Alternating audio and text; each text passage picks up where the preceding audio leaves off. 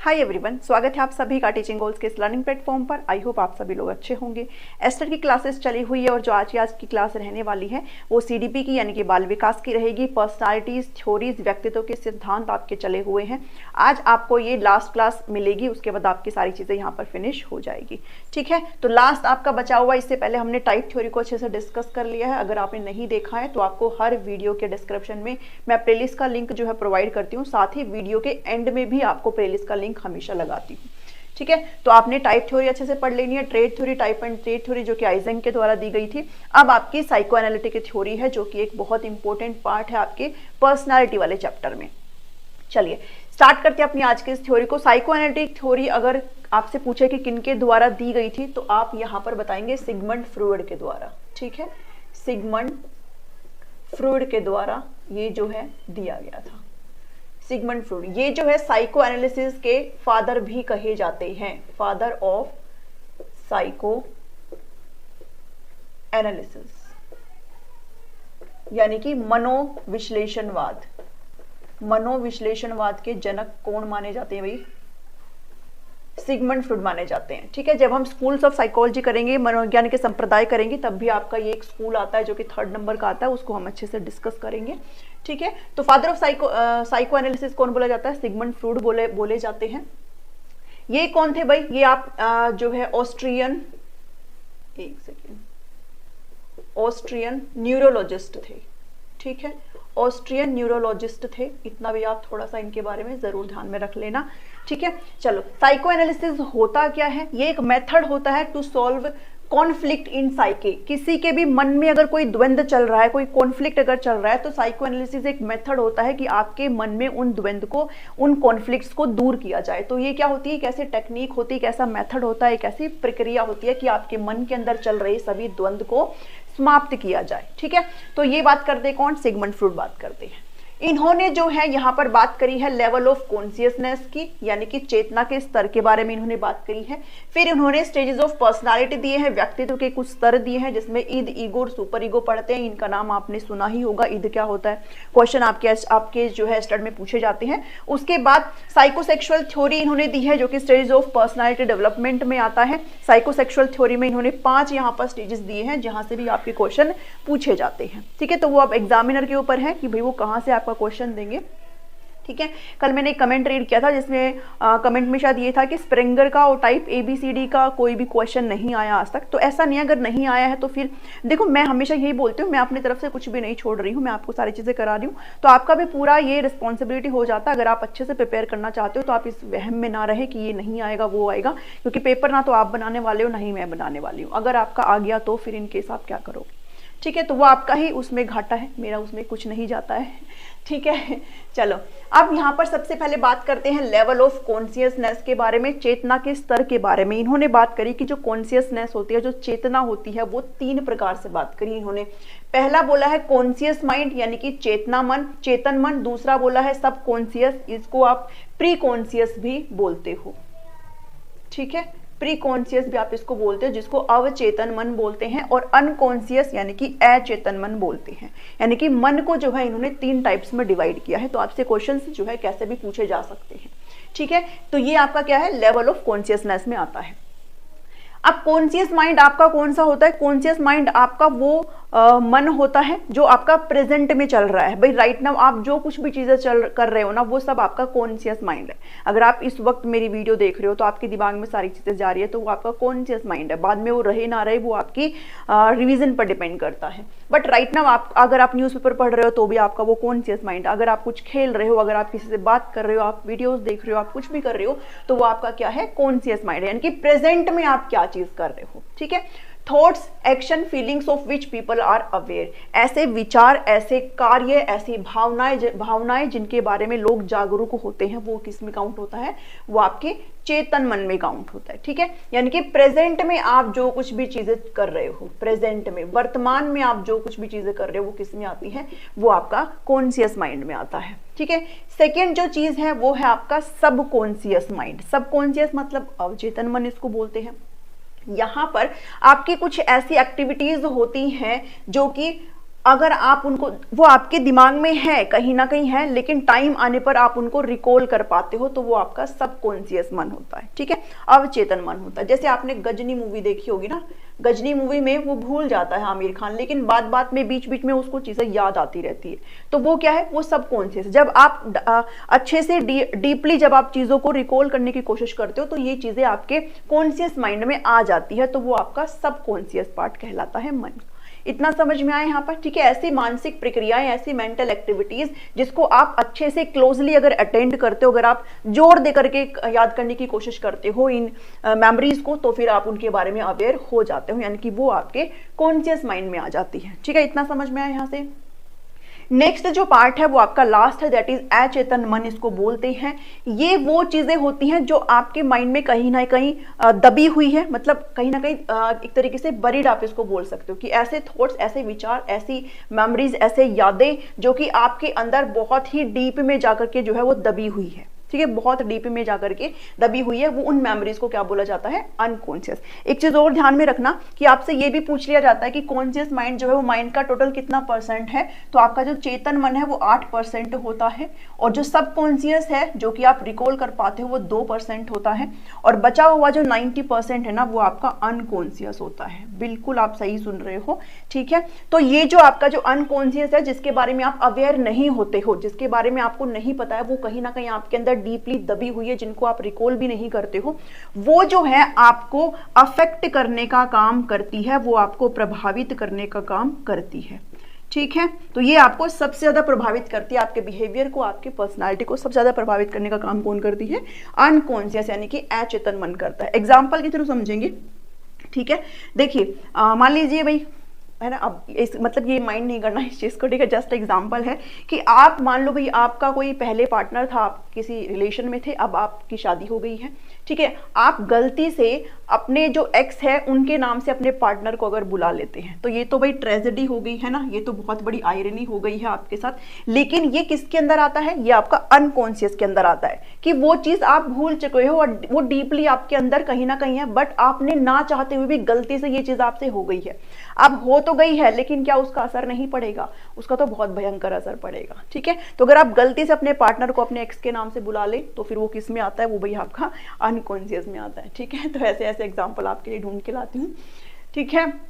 चलो, इसके अलावा मान लो अगर आपके साथ बचपन में या फिर कभी भी कोई ऐसी घटना अगर आपके साथ घटी है जो रह रहकर आपके साथ, मतलब वो दबा हुआ है, आप उसको डेली याद नहीं करते हो, बट कभी ना कभी वो चीज़ ज़रूर उजागर होती है, तो वो क्या है, वो आपका अनकॉन्शियस, और वो आपको ब्रूटली जो है वो अफेक्ट करती है। मान लीजिए किसी आपके एक किसी भी रिलेटिव की अगर कोई डेथ हुई, या फिर आपके साथ कोई भी एक ऐसा जो बुरा इंसिडेंट अगर बचपन में हुआ हो, ठीक है, वो कोई ना कोई फीलिंग्स ऐसी होती है जो आपको रह रह करके अफेक्ट करने का काम करती है, तो ये चीजें क्या है, वो अनकॉन्शियस होती है, ठीक है। तो इतना ध्यान में रखना, ये 3 टाइप्स बताए हैं मन के बारे में। कॉन्शियस मतलब जो प्रेजेंट में आप कुछ भी चीज कर रहे हो, वो आपका कॉन्शियस माइंड है, ठीक है।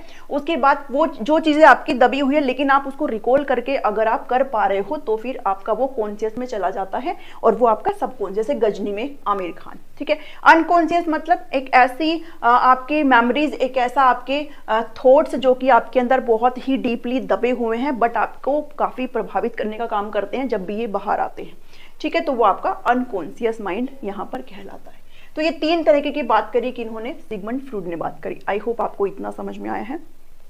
नेक्स्ट जो बात करते हैं वो स्टेजेस ऑफ पर्सनालिटी, यानी कि व्यक्तित्व के जो स्तर हैं उनके बारे में बात करेंगे। यहाँ से आपके क्वेश्चंस जो है सिंपली वैसे पूछे जाते हैं, बट हम अच्छे से इस चीज को स्टडी करेंगे ताकि आपके जो भी क्वेश्चन आएंगे आप उनको आराम से बना पाओगे, ठीक है।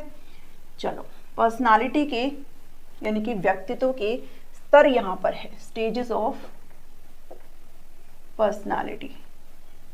भाई हिंदी में ना सब बोलती हूँ, ठीक है। अगर आप लिख करके नोट्स बनाते हो ना, तो आप प्लीज लिख लिया करो, और मैं पूरी कोशिश करती हूँ हिंदी में। अब इसको लिख लेना, व्यक्तित्व के स्तर। तो यहाँ पर इन्होंने बात करी है ईद के बारे में, यहाँ पर बात करी है सेकंड नंबर पर ईगो, और ये आपका हो गया सुपर ईगो, ठीक है। थोड़ा कंपैरिजन में करते हुए चलेंगे इन चीजों को, तो ज्यादा बढ़िया रहेगा हमारे लिए। चलिए, 3 तरीके की एलिमेंट्स होते हैं बेसिकली, ठीक है। इन्होंने कहा कि पर्सनालिटी के जो एलिमेंट्स हैं, पर्सनालिटी के क्या बताएं, एलिमेंट्स बताएं, एलिमेंट्स को हिंदी में तत्व बोलते हैं, कंपोनेंट्स भी आप इसको कह सकते हो, कंपोनेंट्स मतलब घटक बताए। तो कितने घटक कितने तत्व बताए हैं, 3 बताए हैं, Eid, ego, super ego. Eid को इदम बोलते हैं, ईगो को अहम हिंदी में बोला गया है, और ये परा अहम होता है। ठीक है, अच्छा मैं एक चीज आपके साथ ये सॉरी डिस्कस करना भूल गई हूँ, डायग्राम भी है नीचे यहाँ पर।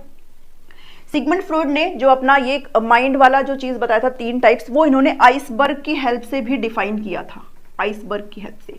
आइसबर्ग को आप कैसे समझोगे, आपने टाइटैनिक मूवी देखी है ना, टाइटैनिक में भाई आपको जो आपका जो आइसबर्ग था वो ऊपर कम था, नीचे ज्यादा था, है ना, जो कि दिखाई नहीं दे रहा था। तो जो विजिबल पार्ट था वो बहुत कम था, लेकिन नीचे बहुत ज्यादा, जैसे इसमें आप ये देख रहे हो विजिबल पार्ट है ये, ठीक है, ये आपका पानी से ऊपर का पार्ट है और ये आपका पानी से नीचे का पार्ट है। ठीक है, तो विजिबल पार्ट जो है वो आपका कॉन्शियस माइंड बताया गया है, जिसको आप चेतन बोलते हो, ठीक है, चेतन मन बोलते हो। उसके बाद जो मैंने यहाँ पर ये डॉट कम लगाए हैं ना, ये वो डॉट है, ये वो एरिया है जो आपका पानी के अंदर तो है लेकिन विजिबल है, जिसको आप देख सकते हो। ठीक है, तो ये आपका कौन सा है, ये आपका सब कॉन्शियस माइंड है। बट ये जो मैंने ज्यादा डॉट वाला बनाया है ना, ये वो डीप एरिया है जिसके अंदर आप नहीं देख सकते हो। ठीक है भाई, समुद्र के कुछ किलोमीटर तक आप देख सकते हो, उसके नीचे तो बिल्कुल भी बहुत गहरा होता है, वो तो हजारों किलोमीटर में होता है, तो वो आप नहीं देख सकते हो। तो जिसको आप नहीं देख सकते हो वो आपका अनकॉन्शियस पार्ट है। ठीक है, जिसको आप देख सकते हो बट वो इनसाइड है, यानी कि आपके अंदर है, लेकिन वो आप उसको रिकॉल कर सकते हो, वो आपका सबकॉन्शियस है। और जिसको आप टोटली जो आपके प्रेजेंट में चल रहा है, जिसको आप कंप्लीटली विजिबल कर सकते हो, देख सकते हो, वो आपका कॉन्शियस है। ठीक है, तो ये आइसबर्ग की हेल्प से सिगमंड फ्रॉइड ने इसको डिफाइन करने का काम किया था। ठीक है ना, इतना यहाँ से समझ में आया, ये मैं भूल गई थी।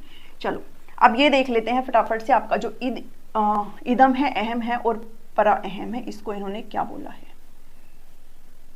देखो, जो फ्लूइड है, सिगमंड फ्रॉइड है, उन्होंने पर्सनालिटी के कुछ एलिमेंट्स बताए हैं, 3 एलिमेंट्स बताए हैं, ईद, ईगो और सुपर ईगो।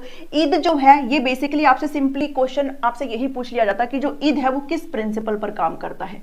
तो ईद जो है वो प्लेजर प्रिंसिपल पर काम करता है, प्लेजर प्रिंसिपल पर काम करता है, यानी कि प्लेजर मतलब आनंद सिद्धांत पर काम। ठीक है, आनंद सिद्धांत पर काम करने का काम कौन करता है भाई, ईद करने का काम करता है। मैं इसको अच्छे से समझाऊंगी, बस आप लिखते रहो। और ईगो जो है आपका वो रियलिटी प्रिंसिपल पर काम करता है। एक बार हम जब इसको खत्म कर लेंगे ना, तो फिर आपको एग्जाम्पल के थ्रू सारी चीजें बहुत ही अच्छी तरीके से आ जाएगी।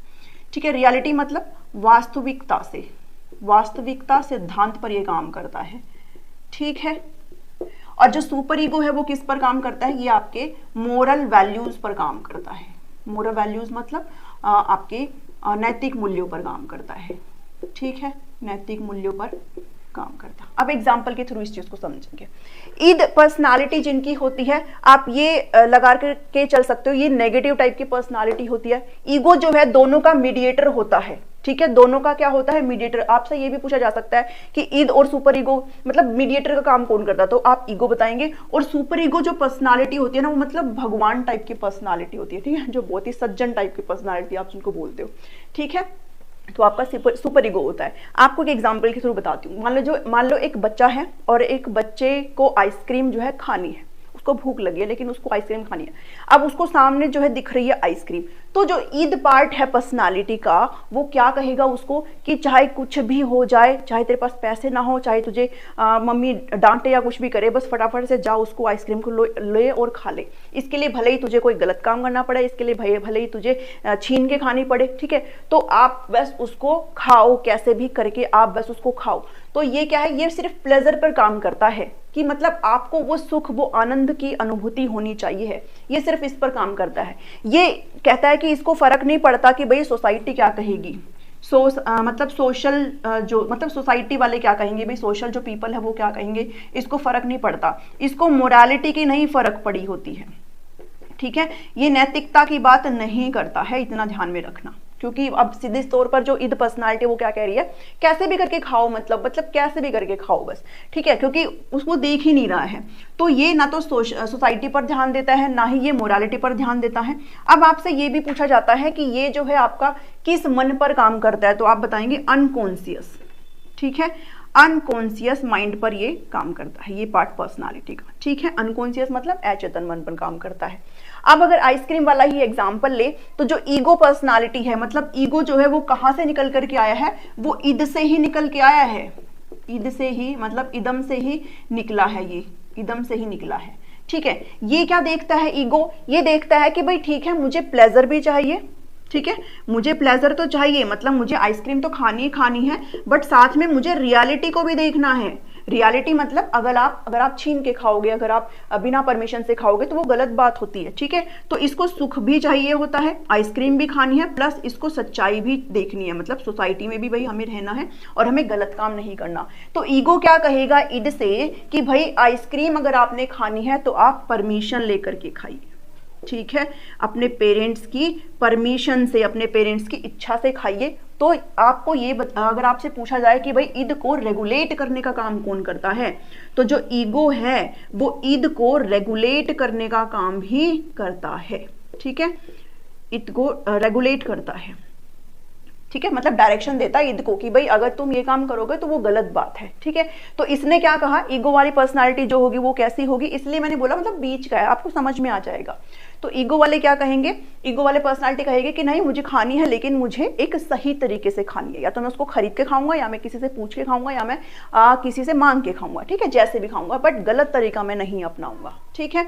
तो ये ईगो पर्सनालिटी है जो कि ईद को रेगुलेट करने का काम ही करती है। और ये किस माइंड पर काम करता है, ये आपके कॉन्शियस माइंड पर काम करता है, ठीक है, जो प्रेजेंट माइंड है ना आपका, चेतन मन पर काम करता है, ठीक है। अब आ जाती है अपनी भगवान टाइप वाली पर्सनालिटी, यही तो मोरल वैल्यूज वाली है।